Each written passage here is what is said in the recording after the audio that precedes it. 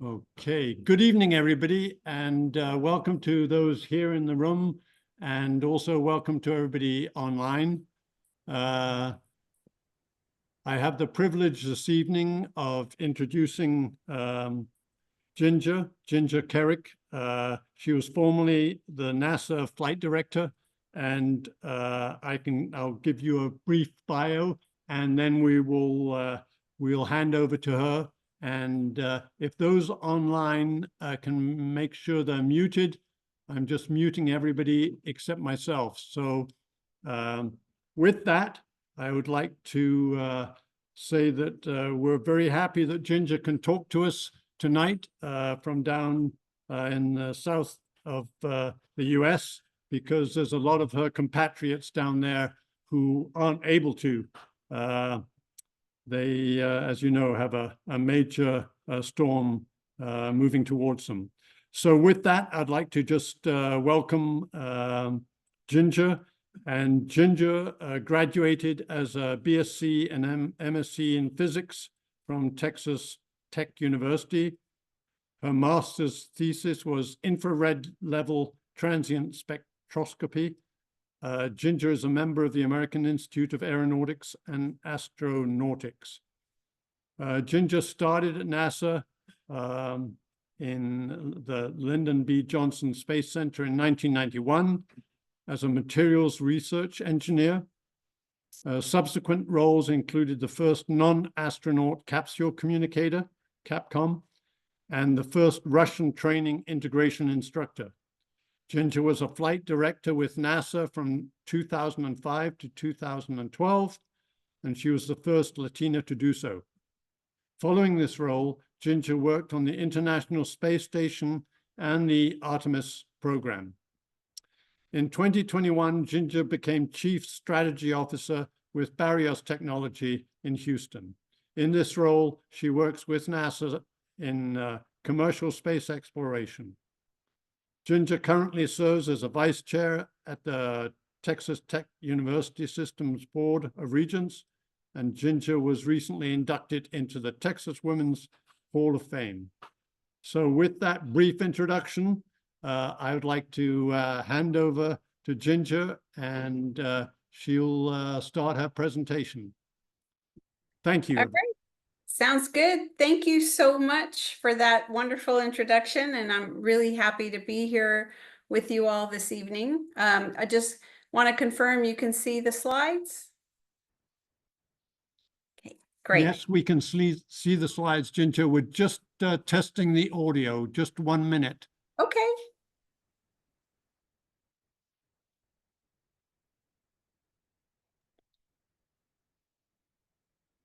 Can you talk again briefly? Yeah, sure. Test 1, 2, 3, 4. How do you hear?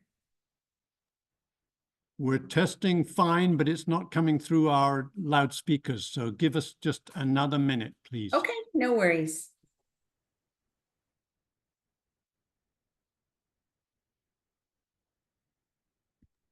Try once more. Okay, test 1, 2, 3, 4. That's working, so we'll proceed. Okay, perfect. Thank you, Ginger. Sure. Well, thank you very much for allowing me to speak with you this evening. It's a great day in Houston. It is 8 p.m. And as much as I feel sorry for our folks at Kennedy Space Center in Florida, I'm really glad that that hurricane is not headed our way. I've survived too many of those. But I'm honored to be able to speak leadership lessons from mission control. A lot of people think that maybe what we go through here at NASA is not applicable to what they experience in their own lives. And what I like to do for you is tell you some stories about my experiences at NASA, and perhaps you can find some nuggets in there that you can relate to in the industry that you're working in, or industries that you have worked in. So we'll go ahead and get started. So my goal today is to just share some stories with you. I had 30 years at NASA, and so far I've had 3 years in the private space sector.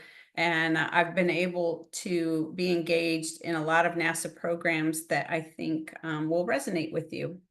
So we'll go ahead and get started. As was mentioned in the introduction, one of my firsts at NASA was to be what is considered a Capcom, or a capsule communicator. So up until 2001, the position in mission control that speaks to the crew while they're on orbit had always been staffed by an astronaut. And I was the very first one to be allowed to do that. That was not an astronaut. And it was because of some experiences I had training the very first crew that would fly on board the space station. But it was in that role as a Capcom when tragedy struck. Some of you may be familiar with the Columbia crew and the accident that we had with that crew. I was on console in mission control on the day of the accident. This particular crew did not visit the space station. A lot of shuttle crews visited the space station and actually helped construct the space station. But this crew was on a very particular science mission in a completely different orbit. But the night before the accident, I thought it was interesting that we had a crew on board the space station and a crew on board the shuttle with two different crews in space. So I arranged to have a communications link so they could enjoy dinner with one another while they were in space their last evening. But that next day, when I woke up and went to work, it was a very different day, and we were very busy on the space station. And I had turned off all of the communication links to the shuttle flight control room. And then all I had was my TV screen, and the image in the upper left that you see here is how I found out, and how all of mission control in the space station room found out that something had gone horribly wrong. And this was, we could hear the shuttle Capcom, the person that talks to the crew, calling out to the crew. And they never responded. And he would call out again and they wouldn't respond. And then we started getting reports from people in Northeast Texas that were finding pieces of the shuttle and were finding pieces of our crew members. And it was a day that I will always remember. And it was all hands on deck at NASA at that particular time. And we said, all right, we have got to figure out what went wrong. How did we let this happen? So people started theorizing that it was the foam on the external tank that we use to house all of the fuel that would allow the shuttle to launch, that it was the foam that had struck the underbelly of the shuttle. And, you know, it's the equivalent of convincing yourself that a styrofoam cup can impact a piece of Corningware or glassware that you have in your kitchen and causing damage. And people just didn't believe it. They could not believe that that is actually what had happened. So finally, people said, all right, well, let's just test it. So on the day of the test, I was in the astronaut office, and it was a test being conducted in San Antonio, Texas. And it was broadcast to us on closed circuit TV, just us and the astronauts. And this is what we saw. And I remember the silence of the room, and then the realization that we were wrong. We had ourselves convinced that this could never happen. No way possible that a piece of foam could damage something as durable as the RCC panels of the shuttle that would, you know, that survived all of the heat and of launch and reentry. And we realized that we had become victims of our own success. We knew that pieces of foam were falling off previous shuttles, and we wrote it off. because that could never cause any damage. I'm sure it's going to be fine. And so when you look at people working in different industries, people still do that to this day. Oh yeah, that'll never happen. Let's just continue to press. And maybe the consequences aren't as great as what we experienced at NASA. Maybe the consequences are lost profit or a loss of product. But at the end of the day, there are consequences to that mindset. So one of the biggest lessons learned that I would like to share with you is to not let your success get in the way of your continued evolution. There are always things that you need to consider, new things that you hadn't thought about. So what we decided, we said, all right, and we just lost 7 of our closest friends and family members, and we're never going to let that happen again. So we went to work and we said, all right, we are going to do everything in our power to make sure that no foam falls off of this external tank ever again. So a lot of engineers got together and they looked at, what is this foam made of?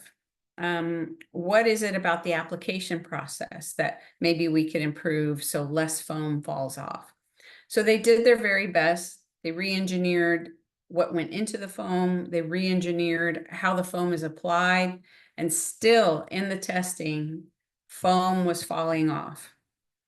So we said, okay, we are never going to be able to mitigate this risk completely. So we need to change how we're looking at this problem. The foam is going to continue to fall off no matter what we do. And so now we got to focus on, what do we do about that? How do we get eyes on that foam so we understand where it impacts the shuttle? If it impacts the shuttle, then what do we do? So we had an interesting just kind of revelation at NASA. You know, people before the accident, there were a small faction of people that thought the foam could be doing the damage, and they didn't feel safe. They didn't feel safe enough to bring up their ideas. So from here, at this point on, we said, look, no idea is a stupid idea. No idea is a crazy idea. We need everyone's ideas on the table if we're going to get past this. And sure enough, we got some pretty wild and crazy ideas. So the first thing, which was an easy thing to do, is we wanted more cameras on the launch pad so we can look at all these different angles, and we had more chances of seeing when the foam fell off. But if you've ever seen a shuttle launch, it doesn't stay on the launch pad very long. And after you clear the tower and you're beyond the views of those cameras, foam can still continue to fall off. So if it did, and if it struck the vehicle, we want to make sure that we know we've inspected the vehicle. So the shuttle, some of them, as I mentioned, would go to the space station, and some of them would go just to a mission nowhere near the space station. So we focused on the space station missions first, since that was the most common. And we said, all right, if there is damage, how can we look at the underside of the shuttle? Because normally, if the space station were up here, the shuttle would come in so that its payload bay doors were facing the space station, not the underside of the shuttle. But one engineer rolled into the room one day and he's like, I've got a great idea. I know how we can get a picture of the underside of the shuttle. We're going to have it approach, stop below the space station, and do a complete backflip. And I remember when he came in with that idea, and I thought, how crazy are you? But we didn't say it.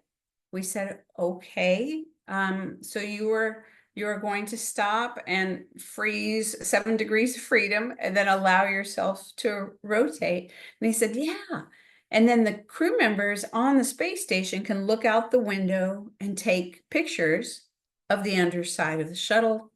We can downlink those pictures to people on Earth, and they can assess it a little bit more thoroughly to see if we had any damage. Okay, so we'll go figure out how to do that. But what about the missions that don't go to the space station and don't have the advantage of a crew member being able to take the pictures? Well, one engineer came up and he says, I have a great idea. So the space shuttle has a regular robotic arm. It used to have a regular robotic arm on one side of its payload bay, and on the other side, it had this long boom.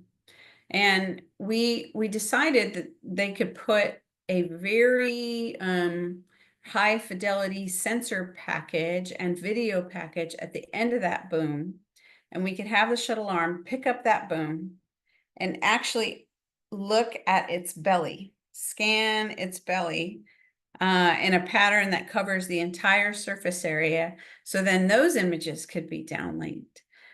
So we did that. And this boom is, you know, the shuttle and the boom was like 100 feet long, and people had never thought about doing that. And you have to be careful not to hit the wings of the shuttle, but people figured all that out and how to program it into the software so that it would avoid collision with itself. So we had a plan to actually at least understand the damage that had occurred to the underside of the shuttle, whether it went to the ISS or not. So great. Now, what if we saw something, some piece of damage on the underside of the shuttle? You know, it's not, what are we going to do? It's not like we can go out, you know, go to Home Depot and pick up a caulk gun and repair some of the shuttle. And having said that, in one of the meetings, and sure enough, somebody's like, oh, that's a great idea. So somebody figured out how to develop the space version of a caulk gun and could spew goo into any of the gaps or divots that were created in the tile to allow the repair to occur, or to even reattach pieces of tile to the bottom of the shuttle. So people figured out how to do that, and we thought, okay, we have more eyes on, we understand the damage, we have a plan to repair the damage, and we're ready to relaunch. So then we did. And it took 2 years of investigation and development, new technology development, but sure enough, we were able to fly the next crew, and that was STS-14.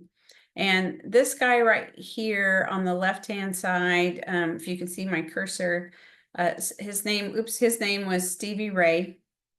And he actually wound up that we did an inspection of the vehicle. We saw something underneath that we didn't like, and they put him on top of that long arm, 100-foot arm, so he could get eyes on what was going on and actually perform some repairs himself. So it was amazing, and all of our plans worked out. So it was an incredible time to be at NASA in all the 30 years that I've been there. I'd never seen people come together like that, and it's amazing what a tragedy of that nature stimulates the types of creative thinking. So during that time frame, there was an opening in mission control for the position of a flight director. And I mentioned Capcom is the person in mission control that talks to the crew. Well, the person in charge of mission control is called the flight director. And if you've ever seen the movie Apollo 13, the guy with the buzz cut and the vest, that was Gene Kranz. He is the flight director, and that is the person in charge of mission control. And that is the job that I applied for. And in 2005, I got. So I was NASA's 60th flight director in NASA's history. I was the first female Hispanic and the sixth female ever. But I loved that job. That job allowed me to lead teams of really great people to accomplish great things. And one of those great things, shortly after the shuttle mission that I just mentioned, STS-114, was to continue constructing the space station. So when we stopped flying the space station to investigate the Columbia accident, this is what it looked like in the picture in the upper left. But after a few years, we started constructing it. And by the time I became a flight director, this is really what it looked like. But we still had some work to do. And the overall construction of the space station there are 2 sets of solar arrays on each side. But this is what the space station looked like when I had a job as a flight director that was called, it was Team 4. So anytime we had a shuttle mission come up to help with space station construction, inside of mission control, you had 3 teams that would work 9 hours apiece. They would hand over every 8 hours. But then you had a 4th team that sat around, did not have any responsibilities, and they were just there in case something went horribly wrong. And in my case, the time I was named Team 4, something went horribly wrong. So on this particular shuttle mission in 2007, we were bringing up a new set of solar arrays. As I mentioned, we wanted to have 2 sets on either side. But when you bring up a solar array, it is in a box that is probably, 1.5 to 2 feet deep. And when you get into space, you install that box and then you unlatch it and you start unfurling it. And it's kind of like an accordion. So on the left side, you can see how we're starting to move it out, but it's supposed to fold out to the picture of the right side and be about the size end to end of a football field. But as we were unfurling the solar array, I remember watching it on TV, and then all of a sudden you see it start to rip. And what happened was some of the solar cells stuck together. And as they were unfurling, it caused a huge tear in the solar array. It took us a while to hit a button to get it to react, to finally stop. But when you looked up, the tear was way up high, higher than any of our astronauts could reach. And but as soon as it happened, because I was the Team 4 lead, I called a meeting immediately and got all of the smartest engineers we had together. And I said, all right, what are we going to do? Because of the tear, it caused the structural integrity of that solar array not to be what we analyzed. So the shuttle, remember, was docked at this time because we were doing this construction mission. In that configuration, the shuttle could not undock. It would not be safe for the space station for the shuttle to undock. So we needed to figure this out. So I remember calling this meeting, asking for ideas, and this young man, no more than 26 years old, comes up to me and he says, Flight, I have an idea. And I still have this thing that he was waving around with me back in 2007. He runs into my meeting with this. And he says, I know how to fix the solar array. And I said, what is that? And he says, it's a cuff link. And I said, I'm sorry, did you say cuff link? Are you proposing to fix my solar array with a cuff link? And he said, absolutely. I've talked to some of the structural engineers and we have to make a bunch of them in different lengths, but the astronauts have everything they need to make this up in space already. And I've got a procedure that explains to them how to make it. But if we do this, our structural engineer said we can restore the structural integrity and we can continue to deploy the solar array and we can undock the shuttle. So I'm looking at this guy like, oh, this can't be real. But I said, okay, this tear is really, really high on the solar array. How in the world are you going to get our astronauts up there to repair it? And he says, oh, don't worry about that, Flight. I've talked to some of the other engineers, the people that developed that arm system where you had the arm and the boom extension that we would use to look at the underbelly of the shuttle. We'll just take that sensor package off and put a foot plate on there and put our crew member at the end of that. And he should just be just tall enough, is what he said. And I'm like, what do you mean he should be just tall enough?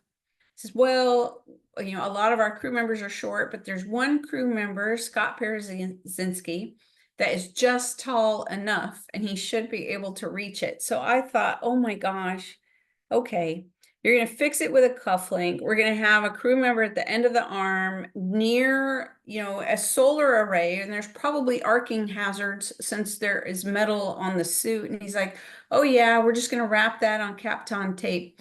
So I was like, none of this is going to work, but it did. And we stuck that poor man at the end of this arm, and we mummified him in the Kapton tape so his metal components wouldn't result in arcing, being so close to the solar array. And he was able to install these cufflinks and restore the structural integrity of the solar array. And because of him, we were able to continue construction of the space station. So lesson learned here is not every idea is crazy. Because of him, we were able to completely construct the space station and, you know, eventually retire the shuttle. But it takes people thinking differently. You know, I love this example of providing light. We could have stayed on the left-hand side of this page for a really long time until somebody developed the light bulb, and could have stayed there. But then we had the incandescent light bulb, the LED light bulb. There's always new ideas to come up with. And if I had shot this young man's idea down, we may never have repaired that solar array. So I actually have these cards that I give to my employees. I did at NASA and I do in my current situation, because our natural tendency when somebody comes to us with a crazy idea is, oh, that'll never work. Or there's no time to do that. There's no budget to do that. Or you know, the boss won't like that. So anytime I hear that, I see the red side of this card, and I make my employees say something on the green side of this card. Let's figure, you know, let's try this out. What harm is it? Tell me more about your idea. So this was a great lesson learned from that experience, that even the crazy ideas can yield some significant results. So after we retired the shuttle, we retired the shuttle per the direction of our president at the time, George Bush, and he had given us an initiative to commercialize low Earth orbit. He says, you know, NASA's been doing this for a number of years now, and now it's time to hand it over to the commercial industry. So we're going to let them develop a new vehicle. Well, one of the lessons learned there is don't let go of a capability until you have that new capability in place. So we started that program right just before we retired the shuttle. And there were a bunch of companies interested. There were 7 different companies interested that said, hey, I would love to develop the next crewed vehicle. But after analyzing all of their proposals, it took NASA about 3 years to do that. And in the interim, we're still having crews going up and down the space station. So without the shuttle, there was one game in town, and it was a Russian vehicle, the Soyuz spacecraft. So after 2011 and until we got these new programs up and running, we were sending our crews on the Russian vehicle. So after looking at all 7 proposals, NASA decided in 2014 that the 2 lucky winners were Boeing and SpaceX. And they said, all right, you guys, you know, we really got to get going. We haven't had the shuttle in 3 years, and we're hoping by 2016 that one of you will have a vehicle that we can fly up into space. So we turned it over to them and we waited. And 2015 came along, still no vehicle. 2016, 2017, 2018. And finally, we had a vehicle launch in 2019. Boeing, I'm missing a slide here that I realized I didn't put in. So, but originally it was the Soyuz vehicle that launched. And that was in early 2019. So they had a successful uncrewed launch, but then Boeing tried it in December of 2019 and were unsuccessful. They wound up aborting the mission and bringing the vehicle back and never launched, never made it to the space station. So in 2019, we had the first uncrewed test flight of the SpaceX vehicle, and then an unsuccessful uncrewed test flight of Boeing. Then 2020 hit.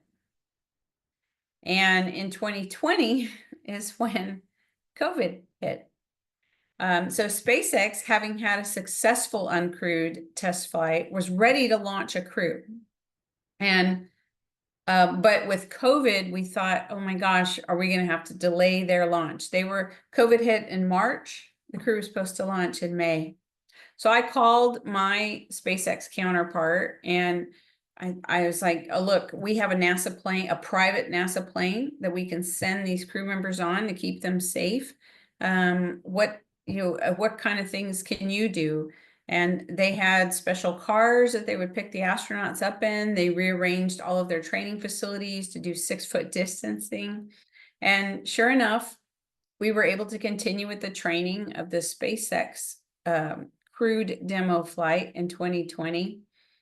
They launched, they docked to the space station, and we were able to get them successfully back home and without anybody getting infected by COVID.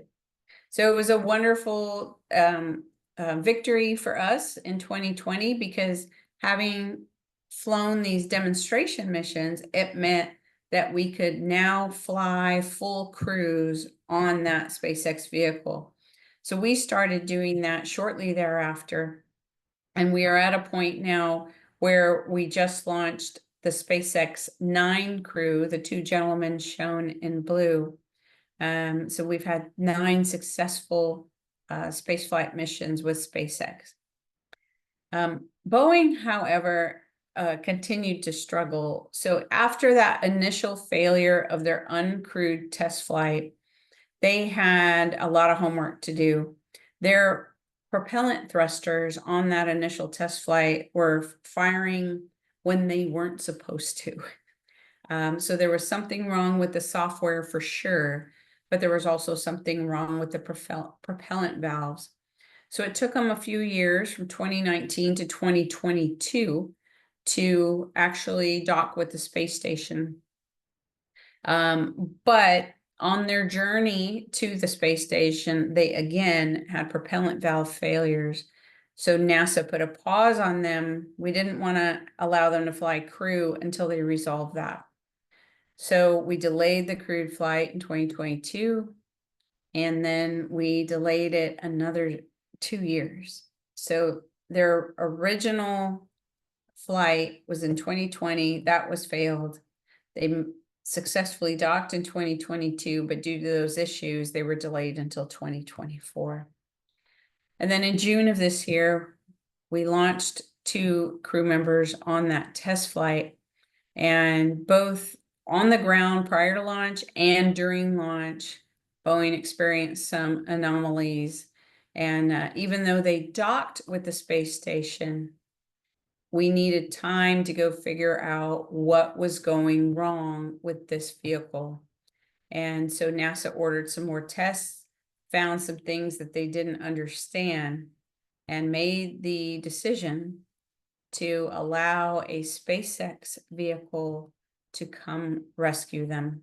So we returned the Boeing vehicle uncrewed, and then we sent up these 2 individuals. There was an original 4 crew members on SpaceX 9. We took 2 of them off.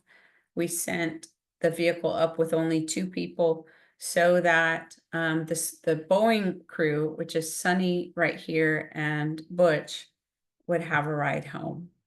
So that's where we are with commercial spaceflight. the Boeing vehicle did return and is undergoing some significant testing to figure out what went wrong, so NASA can decide whether or not we need another test flight, or if we can understand it enough to say you're go for returning, taking crews up to the space station and returning them. So what is the lesson learned here? Well, this is rocket science, and it is harder than you think. NASA has made it look easy for a number of years, and some of these commercial companies, and even Boeing, somebody that's been in the game for a long time, still struggle with getting vehicles produced and understanding how to make sure the design is robust enough to handle the hazards of space flight. So the other things that I've been able to participate in my career at NASA and now in my career at Barrios is the Artemis program. So while I was still at NASA, I was part of the Artemis 1 independent review team leading up to assessing our readiness for launch. And as you know, we did have a successful Artemis 1 mission a couple of years ago. And I love this view. We were able to get a really good moonshot view with the Earth in the background. And we learned a lot of lessons on this test flight as well. Again, every time that NASA flies a test flight, it is uncrewed so that we can learn things about it. We did have some what we call moonikins on this flight, which was basically a crash test dummy with anatomies that would mimic the male and female anatomy and radiation sensors, so we could determine what effects the radiation environment our trip to the moon would have. And we've learned a lot from that, and hope to incorporate that into our next mission, which is the Artemis. This shows you the moonikins. And we also had Snoopy, astronaut Snoopy, and a European sheeptronaut. And this is Sean the Sheep from the European Space Agency. So that was the crew of the uncrewed test flight. And I am pretty passionate about Snoopy. I was so happy that Snoopy was flying. I've toured Snoopy in mission control, and I have also been one of the holders of the astronaut Snoopy balloon in the Macy's Thanksgiving Day parade. So it was really meaningful to me that Snoopy got to fly on the first Artemis 1 mission. But the Artemis 2 mission will be a crewed mission, and these are the 4 crew members that are scheduled to fly on that. And, imagine that you're an astronaut and you get told that you're going to fly on a mission to the moon, only your mission is not going to land. So these guys are going to do a couple of laps around the moon and come back home. So they'll get to look out the window, see the moon, and wish there was a button they could press to go to the surface, but they won't be able to do that because we will not be going to the surface until Artemis 3. And you cannot go to the surface of the moon in the Orion capsule, which is the capsule that takes our crew members to the lunar vicinity. You need a human landing system to get to the moon. And NASA had awarded the human landing system contract to both SpaceX and to Blue Origin. So I'm curious which one of these landers will be ready first, kind of like the competition we had for the crew to take the crewed vehicles up to the space station. This is another competition, and whoever wins will get to take our astronauts down to the surface of the moon for the very first time since 1972. So really excited about that. But this time, we're not just going to the moon and coming back. The goal is to build an entire lunar surface infrastructure near the south pole of the moon, where we know that there is water ice, and we have a shot at being able to manufacture our own oxygen, our own fuel. So really looking forward to whatever lessons come out of these future missions. And I'm excited to still be in the game playing on the NASA team. But my number one lesson learned, I've been working in this industry for 33 years now, and there's not a day goes by that I do not have fun. And so my lesson that I like to share with students or with people in their early careers is pick something that'll make you smile and laugh like this. Because I did it throughout my whole career, and I still do it today, and I enjoy talking about it and sharing my experiences with you. So I hope that my story resonated with you today, and I'd be happy to take any questions.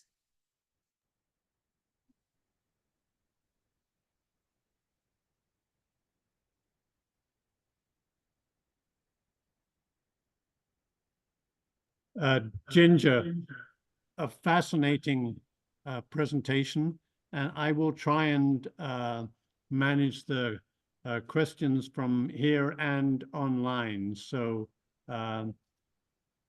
just bear with me 1 second. Okay. Well, I see one in the chat that I do can answer. have one question online, so why don't we just proceed with that first? Okay. And it is, can you compare the engineering teams of, I think that's Boeing and SpaceX? Yeah, so there's the engineering teams and there's the ops teams. I'll start with the engineering teams. SpaceX is a really, truly revolutionary, innovative company. And if you've ever been there, you'll know that they have everything really in the same building. So people designing it, people building it, people testing it, people operating it can all weigh in and don't have to travel, to one location or another to be able to make their input. So that is a really a great idea that they had, and it's been proving very beneficial to them. The Boeing engineering teams are a little more distributed and take a different approach to testing and design, more traditional as a NASA, a long-term NASA contractor, whereas SpaceX is more open to new ways of doing things. So that what I would say would be the main difference between the engineering teams.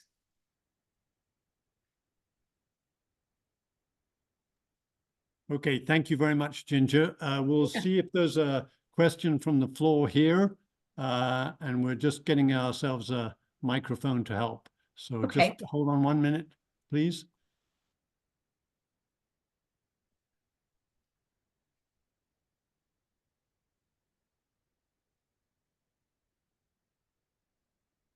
Okay, let me just check online.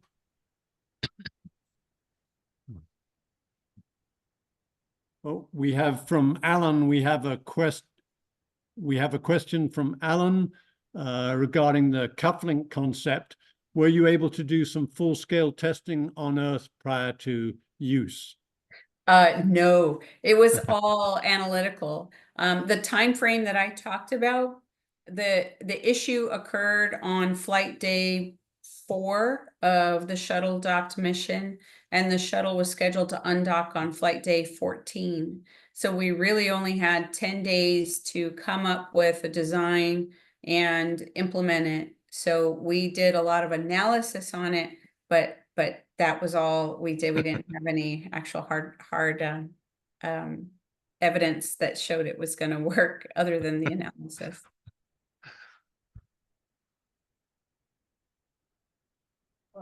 But it's still holding it together today.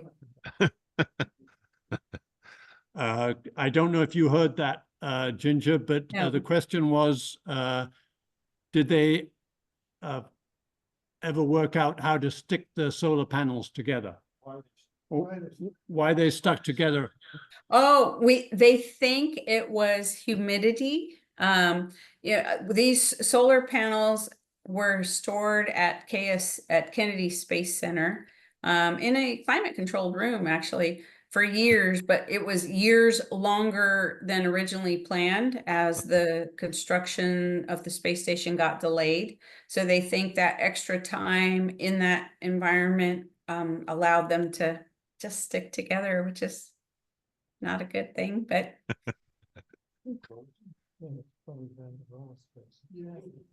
Oh, got another question here. Me? Yes, please. So in the context of the Challenger disaster with the O-ring, I just heard a few days ago, there was a mind shift at NASA from prove that it's safe to fly to prove that it's not safe to fly after 6 successful launches. And then, of course, the temperature was off and we know what happened. Is that mentality still that way? no, I completely agree with you that Challenger, that is exactly what happened. And you know, it's strange in NASA's history. There were roughly 15 years between the Challenger accident and the Columbia accident. And before the Challenger accident, we had the Apollo 1 fire. So there is, every time there was an accident, there was a cultural shift at NASA and people became more focused on safety. But as time went along, it's almost, unless you continue to feed that change, people revert to what you just stated. The schedule pressure gets you and you start looking at that, or the financial pressure above trying to do the right technical thing.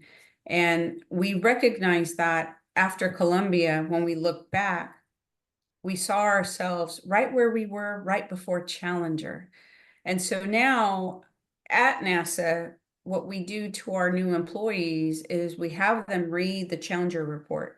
We have them read the Columbia report, and we explain to them what happens psychologically to you in the course of going a number of years without an accident, in the hopes that that will prevent us from having, you know, another major accident. And I will tell you, for Boeing, for that vehicle where there was questions about the propulsion valves on Boeing, what happened at NASA showed that that culture was still alive and well. So it's 23 years since the Columbia accident, but people are still saying, you know what, you can't prove to us that it's safe, so we're not going to assume that it's not. So they did the flip side of what you just suggested, and it was the absolute right decision. And even though that Boeing vehicle came back to Earth and it was safe, and we probably could have put the crews in there, everybody at NASA says it was the absolute right decision with the data we had at the time. And so I think the culture is exactly where it needs to be today, moving forward to all these new vehicles. Does NASA have a tentative date to have a person on the moon? I couldn't hear the person asking the question. Okay, Ginger, it was a question regarding, does NASA have an anticipated date for when astronauts will be back on the moon? So I think officially they say 2028. But what I will tell you, with Artemis 2 being delayed until September of 2025, and the 2 vehicles that I showed you for the human landing system that are being developed by SpaceX and Blue Origin, I don't believe those vehicles are on a schedule to meet 2028. So I would hazard to guess about no earlier than 2030, but that is not the official NASA position. But I don't work for NASA now, so I can say that. But I think it's roughly 2030.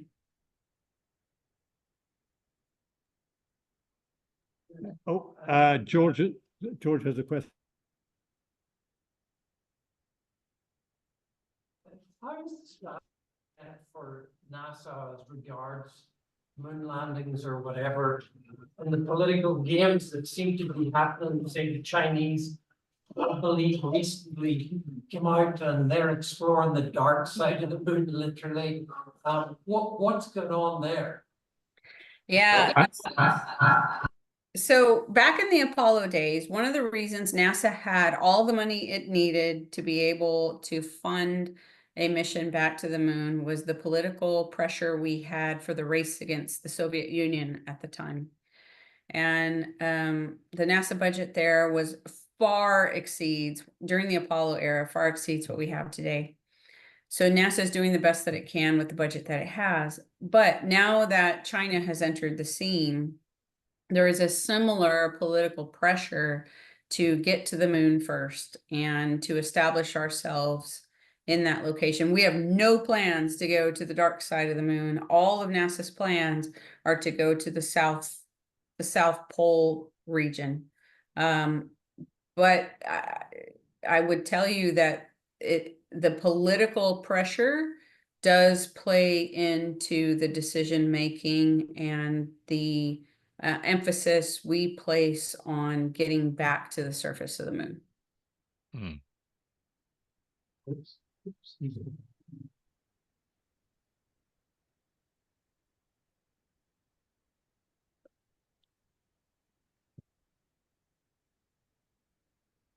I have one question here from the online. It's during commercial launches, who takes the go, no-go decision for launch? NASA, the third-party contractor. That is a very good question.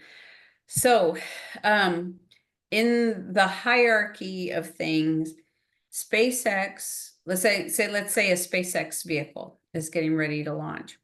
So prior to launch day, they will conduct what's called an agency level flight readiness review. And anybody who has any ties to the launch, whether it's the what we call the EGS program, which is the exploration ground systems, everything that you need from the the crawler to the launch pad readiness, they will state whether or not they are go for launch. And then the SLS program, for an Orion launch will weigh in, but for a SpaceX vehicle, they own the rocket and they own the vehicle. So SpaceX will come in and give a launch readiness statement about the rocket, and they will give a launch readiness statement about the vehicle. But ultimately, it is the NASA agency level folks that declare that they are go for a launch. And that review usually occurs about 2 to 3 days before the actual launch. So now you move into real-time operations, and the person that is in charge of the go, no-go call for the launch is actually physically sitting in mission control at the Kennedy Space Center, and it is a NASA person, not a SpaceX person, but they give the ultimate go. SpaceX is one of the polling members, but the Kennedy Space Center launch flight director gives the ultimate go. And then once they clear the tower, authority transitions to the Mission Control Center in Houston.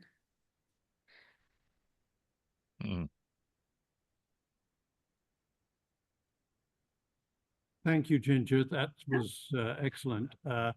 There is another question online, but I'm trying to make sure that we're fair and give an opportunity for anybody here in the audience. Any other question? Okay, so in the meantime, I'll just, you can probably see it yourself, Ginger, but I'll read it so that people here can understand it. Yeah. And the question is, we understand that Boeing is doing a lot of work share and other outsourcing, like many other EPC contractors in North America. Could that be the cause of some of the problems that they're having? Yeah, I am not familiar with what is causing it. All I have to go on is my own personal experience with the company. And I know that when I had quality discussions with my SpaceX counterparts, there was a department that I could speak to that had multiple people there. When I needed to call my Boeing counterparts for quality questions, there was one person. And she was quite frankly overworked. And so that was several years ago in the 2019-2020 timeframe. I don't know if that is still the case at Boeing now, or if it's, what you're talking about there. I saw it back then, that it could potentially raise its head as an issue.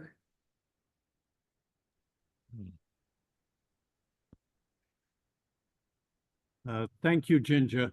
If there's no other question here in this room, I'd like to just ask you a question regarding the interim period when the shuttle stopped being used and NASA had to use the Soyuz system. I'm sure that put additional technical and psychological challenges to both the astronauts and the technical organization. Could you maybe just comment on that period when there was no other option in town Sure. except to use the Soyuz? Yeah, sure. So what most people don't realize is that even while we had the shuttle running, we were flying US astronauts on the Soyuz vehicle. We were flying Russian astronauts on the shuttle, and we were flying American astronauts on the Soyuz. So even the first crew that launched to the International Space Station launched on a Soyuz. So we already had an established partnership with our Russian counterparts to fly Americans on that vehicle. But what we lost was the ability to trade off seats. Your Russian flies on the shuttle and our American flies on the Soyuz, and there's no exchange. It's just a barter agreement. So once the shuttle stopped flying, then we had to start paying for seats. And in the early days, it was about 20 million a seat. And by the end of that gap, it turned out, I think it was about 60 million a seat. So that was an issue because we wanted to make sure, we wanted to get back to a barter agreement. And when we started flying SpaceX's successfully, and once the Russians saw several of those go up and there were no issues, then we re-entered a barter agreement. So what happens now is we have a Russian astronaut on a SpaceX vehicle, and we still have American astronauts on the Soyuz vehicle, and no money exchanges hands.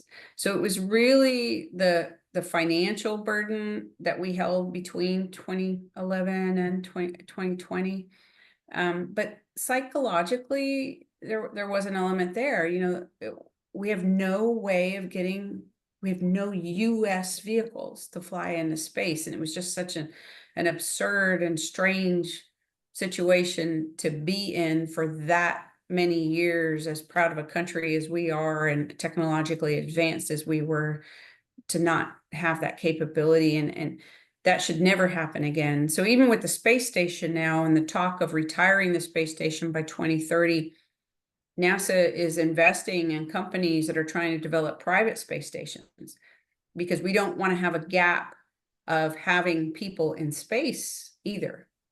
So it'll be a new challenge for NASA and the commercial industry, but very, very similar, just based on our lessons from the shuttle and the SpaceX gap.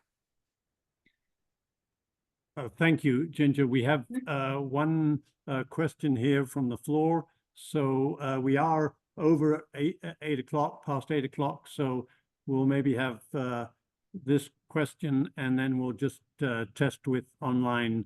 Oh, I do see there's another question online. So Nigel, do you want to proceed with yours? So is there a requirement for the American astronaut to speak Russian and the Russian astronaut to speak English? Or if not, how do they communicate? Yes, so English theoretically is the official language of low Earth orbit. But if you're flying on a Russian vehicle, you will be speaking to Mission Control Moscow, and you will be speaking in Russian. So we require a certain language proficiency for the Americans flying on the Soyuz. But we also require an English proficiency for anybody living on the space station. So the astronauts take Russian classes, the cosmonauts take English classes, and even we have astronauts from different international backgrounds, Italian and Japanese and German. Everybody has to learn both Russian, English, and if you're flying on the Soyuz vehicle, you have to learn Russian. Я могу говорить по-русски лучше, чем по-испански. I can even speak Russian better than I can speak Spanish, which is my mom's native tongue. But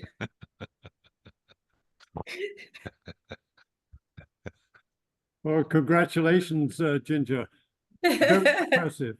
I'm just having a quick look, and that really wasn't a question, it was a comment online, so yes. I won't, and actually it just came to me. So with that, is there any other questions from the floor? None here? And with that, then, Ginger, I would like to. I have just my hand up for a thank you question. very, very much Oh, indeed wait, for wait. Hey, I have Wait. my hand up for a presenting question. to us this evening. Oh, I'm very grateful to you for making time to talk to us, and especially in this way. It's always a little bit more difficult when you don't see the individuals. So very much appreciated. And I would like to just say that this organization gives a certificate to the speaker, and it basically says that we're donating funds to Operation Eyesight. So that will enable somebody who can't see, or at least has difficulty seeing, brings sight to them. So wow. just wanted you to be aware that we'll be doing that. And I think we send you a certificate once we manage to get ourselves organized here. I still Okay. have a question. Yeah, we have one more question. Go ahead, Leo. Yes, the arm that was used to dangle that fellow to fix the thing, was that the Canada arm? Oh, yeah, it was a Canada arm. We couldn't have constructed the space station without the Canada arm. Are you kidding me? Yeah. Anyway, I just wanted to make sure. Thank you. Good job.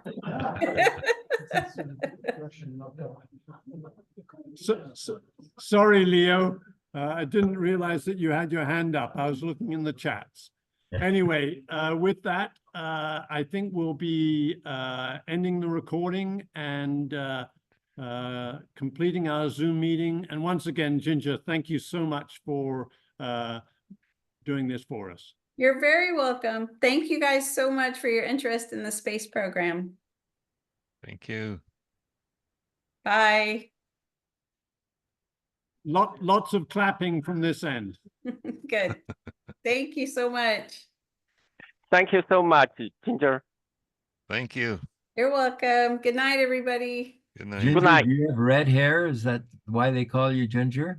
No. So I will tell you this. My dad, when I was and being born in the hospital, I was supposed to be a boy. I was supposed to be David Michael. And my dad was watching this American program called Gilligan's Island, and there were only 3 women on there. And one of them was named Lovey, one of them was named Mary Ann, and the other one was named Ginger. So the doctor comes in and it's like, it's not a boy. What do I name it? So he's watching TV and he's like, Ginger, that sounds good. So Anyway, I'm no, lucky my to wife get a has girl red name. hair. That's and why she I don't gets even have a called- middle name. My wife had red hair, and that's why she was called Ginger. Oh no, I got a totally different reason. Thank you. You're welcome. Good night, everybody. Good night, everybody. Thanks again, Thanks. Ginger. Good night.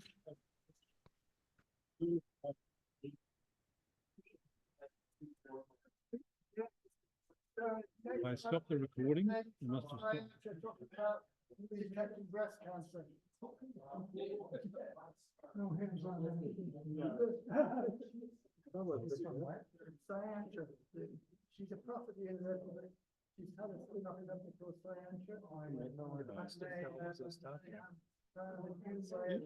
You could have asked. I'm having trouble speaking at the moment. I didn't want to do this evening.